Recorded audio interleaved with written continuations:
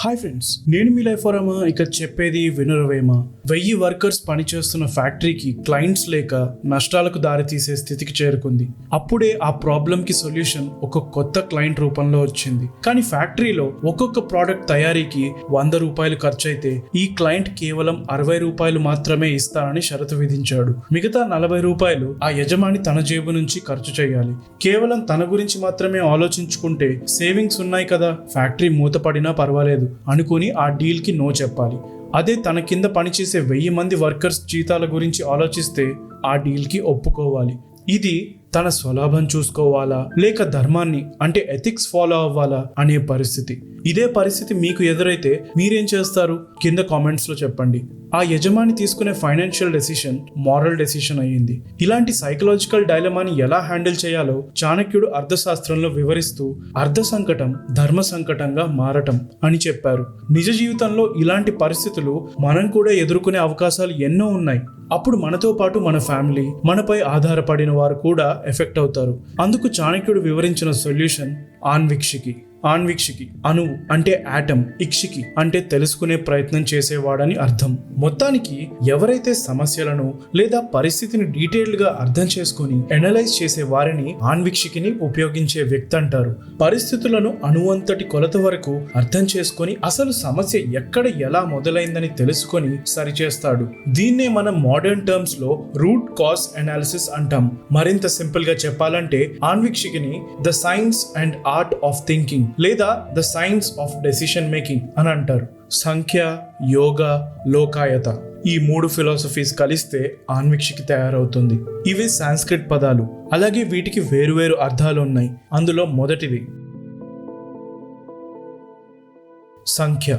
పురాణాల్లో సంఖ్య అంటే ఒక డివైన్ పవర్. దీనికి మరో అర్థం కూడా ఉంది, అదే numbers. Thinking in the form of numbers are mathematical values అని చెప్పొచ్చు. కొంతమంది ఏ విషయం గురించైనా, అది ఇన్వెస్ట్మెంట్ కావచ్చు లేదంటే ఖర్చు పెట్టే సందర్భం కావచ్చు, వాటికి సంబంధించిన క్యాల్కులేషన్స్ అన్ని మైండ్ లోనే చాలా త్వరగా చేసేస్తారు.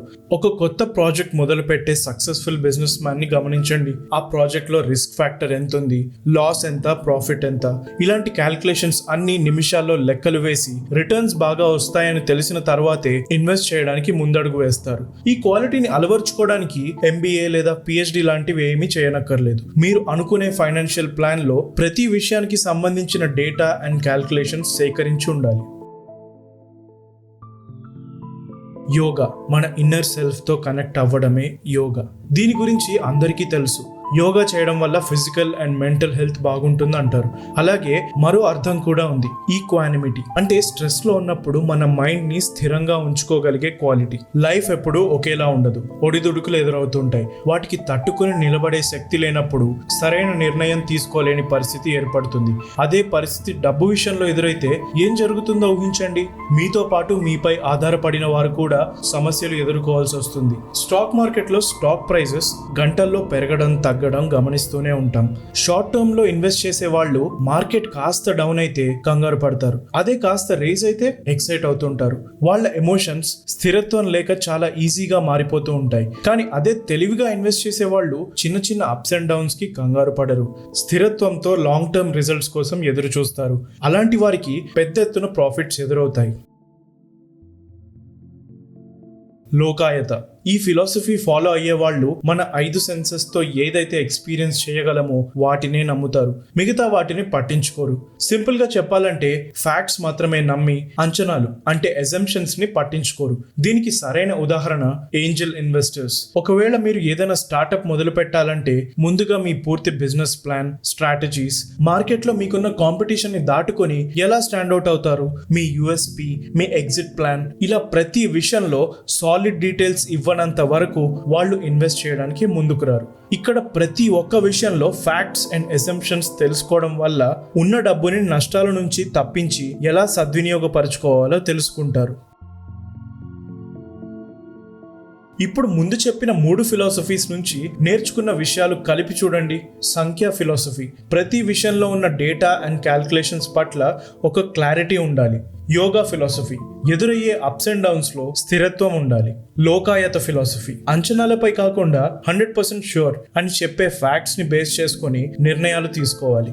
ఈ 3 ఉంటే ఆన్వీక్షికిని సాధించినట్టే. కొన్నిసార్లు లక్ ఉంటే చాలు బాగా డబ్బు సంపాదించుకోవచ్చు అని అనుకుంటారు. కానీ ఒక్కటి గుర్తించాలి, మనం ఆలోచించే ప్రతి ఆలోచన చేతలుగా మారుతాయి. మన చేతల ద్వారా ఫలితాలు దక్కుతాయి. ఇది అర్థం చేసుకొని అమలు చేస్తే డబ్బు సంపాదించి ధనవంతులయ్యే ప్రాసెస్ లో ఉంటారు. ఏ జనరేషన్ కి సంబంధించిన ధనవంతులైనా సరే వాళ్ళల్లో ఉండే క్వాలిటీస్ ఒక్కటే. దీన్ని అర్థం చేసుకోవడానికి ఈ కథను గమనించండి. ఒక ఊరిలో ఒక పేద రైతు వెదురు చెట్ల మొలకలు తన పొలంలో నాటి వాటికి రోజు నీరు పోయడం మొదలుపెట్టాడు. అతని పొరుగింటి వ్యక్తి కూడా రైతే. ఇతను అదే సమయానికి తన పొలంలో మామిడి చెట్టు విత్తనాలు నాటాడు. కొద్ది రోజుల్లోనే మామిడి విత్తనాలు నాటిన పొలంలో మొలకలు కనిపించాయి. కానీ వెదురు చెట్ల మొలకల్లో ఎటువంటి పెరుగుదల కనిపించలేదు. ఆ రైతు మాత్రం నిరాశ పడకుండా రోజు నీరు పోసేవాడు. కొంతకాలం గడిచిపోయింది. పొరుగింటి రైతు పొలంలో ఉన్న మొలకలు మొక్కలుగా పెరగసాగాయి. కానీ వెదురు చెట్లు ఇంకా పెరగలేదంటని మొదటి రైతు ఆలోచనలో పడ్డాడు. ధ్యాస మరింత పెంచాడు. నాణ్యమైన ఎరువులు తెచ్చి పొలంలో వేశాడు. మునుపటి కంటే మరింత కేర్ తీసుకున్నాడు. అలా 7 సంవత్సరాలు గడిచిపోయాయి. పొరుగింటి రైతు పొలంలో పూర్తిగా పెరిగిన మామిడి చెట్లు పళ్లతో సిద్ధమయ్యాయి. కానీ ఇతని పొలంలో మాత్రం ఇంకా చిన్న చిన్న మొలకలే ఉన్నాయి. ఆకులు పచ్చగా ఉండటంతో అవి బతికే ఉన్నాయని మాత్రం అర్థం చేసుకున్నాడు. కానీ ఎందుకు పెరగట్లేదని మాత్రం కనుక్కోలేకపోయాడు. చుట్టుపక్కల వారు పెరగని మొక్కలు నాటినందుకు హేళన చేయడం మొదలు పెట్టేశారు. దానికి బాధపడటం తప్ప ఏమీ చేయలేకపోయాడు. 8వ సంవత్సరం ఒక అద్భుతం జరిగింది. వెదురు చెట్లు ఊహించని రీతిలో 80 అడుగులకు పెరిగిపోయాయి. మామిడి చెట్ల కంటే ఎంతో ఎత్తుకు చేరుకున్నాయి. ఇది చూసిన ఆ రైతు తాను పడ్డ కష్టానికి, చూపించిన ఓర్పుకి, ఓటమిని ఒప్పుకోకుండా చేసిన ప్రయత్నానికి ఫలితం దక్కిందని గర్వపడ్డాడు. మొత్తానికి వెదురు చెట్లు పెంచాలన్న తన ఆలోచన వృధా కాలేదు. సో మొదటి 7 సంవత్సరాల్లో జరగనిది ఈ 8వ సంవత్సరం ఏం జరిగింది? మనకు కంటికి కనిపించేది మాత్రమే నమ్మే అలవాటు ఉంటుంది కాబట్టి ఆ 7 సంవత్సరాల్లో చెట్లకు ఎటువంటి ఎదుగుదల లేదని అనుకుంటాం. కానీ నిజానికి 8వ సంవత్సరంలో గమనించిన వేగమే మొదటి 7 సంవత్సరాల్లో కూడా ఉంది. అయితే ఆ ఎదుగుదల చెట్ల వేర్లల్లో జరిగింది. వెదురు చెట్టు నిలబడాలంటే పటిష్టమైన ఫౌండేషన్ అవసరం. వేర్లు ఎంతో వేగంగా భూమిలో పెరుగుతూ అవసరమైన ఫౌండేషన్ ని ఏర్పాటు చేశాయి. ఆ వేర్లు బలపడిన మరుక్షణం చెట్లు పెరగడం మొదలయ్యాయి. అదే కారణంతో చెట్లు 80 అడుగులు పెరగడం సులువయ్యింది. ఇదే కథను ధనాన్ని సంపాదించాలనుకునే వారికి కూడా వర్తిస్తుంది. ధనవంతులై ఉన్నత స్థానాలకు చేరుకోవాలంటే ఓర్పు, పట్టుదల రెండూ చాలా అవసరం. కొన్ని సంవత్సరాల వరకైనా సరే ప్రతిరోజు నిరాశ చెందకుండా నిరంతరంగా ఎఫర్ట్స్ పెట్టాలి. ఒక ఐడియా అనే విత్తనం నాటి దాన్ని చెట్టు స్థాయికి పెంచి ధనం అనే పళ్ళు కాసే వరకు వేచి చూడాల్సిందే. మీరు పెట్టే ఇన్వెస్ట్మెంట్ చిన్నది కావచ్చు, లేదంటే డబ్బు కాకుండా సమయాన్ని ఇన్వెస్ట్ చేస్తుండొచ్చు. చాలా మంది కొంతకాలానికే సహనాన్ని కోల్పోయి ముందడుగు వెయ్యరు.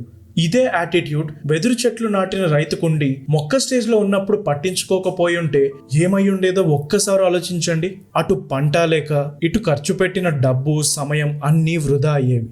అలాగే మీరు ఎంతో కష్టపడి అమలుపరిచిన ఐడియా, దానిపై పెట్టిన ఇన్వెస్ట్మెంట్ కూడా లాభాలు తెచ్చిపెడతాయి. ఇందులో డిసప్పాయింట్ అవ్వాల్సిన అవసరమే లేదు. పాజిటివ్గా ఆలోచిస్తే సక్సెస్ అవుతుందా లేక ఫెయిల్ అవుతుందా అని అనిపించే ఈ సిచ్యువేషన్ మీలో స్థిరత్వాన్ని, ప్రశాంతతను పెంచే సాధనంగా ఉపయోగపడుతుంది. రైతుకు అన్నేళ్ల తర్వాత లభించిన ఆ పంటల ఫ్యూచర్లో మీకు దక్కే ధనాన్ని హ్యాండిల్ చేయడం సులువవ్వడానికి ఈ ఎమోషనల్ అండ్ మెంటల్ ఫౌండేషన్ ఉపయోగపడుతుంది. సంపాదించిన డబ్బుని ఎలా వినియోగించాలని తెలియక కేవలం లగ్జరీస్ పై ఖర్చు పెట్టే వాళ్ళు దీన్ని బాగా గమనించాలి. కొన్నిసార్లు డబ్బుని షార్ట్ కట్స్ లో సంపాదించడం బెటర్ అనిపించవచ్చు, కానీ ఆకస్మికంగా దక్కే డబ్బు అంతే త్వరగా పోగొట్టుకునే ప్రమాదం కూడా ఉంది. అదే నెమ్మదిగా, నిదానంగా సంపాదించిన ధనం ఎక్కువ కాలం నిలుస్తుంది. ఒకవేళ దాన్ని మేనేజ్ చేయడం తెలిస్తే మీతో పాటు ఇతరులకు కూడా ఉపయోగపడుతుంది. సో ఓర్పు వహించండి. మీరు పెట్టే సరైన ఎఫర్ట్స్ ఏవైనా సరే వృధా కావు. సో అది ఫ్రెండ్స్ ఇవాల్టి వీడియో. మరో వీడియోలో డబ్బు సంపాదించడానికి అర్థశాస్త్రంలో చాణక్యుడు చెప్పిన మరిన్ని విషయాలు తెలుసుకుందాం. సంఖ్య ఫిలాసఫీ. ప్రతి విషయంలో ఉన్న డేటా అండ్ క్యాల్కులేషన్స్ పట్ల ఒక క్లారిటీ ఉండాలి. యోగా ఫిలాసఫీ. ఎదురయ్యే అప్స్ అండ్ డౌన్స్ లో స్థిరత్వం ఉండాలి.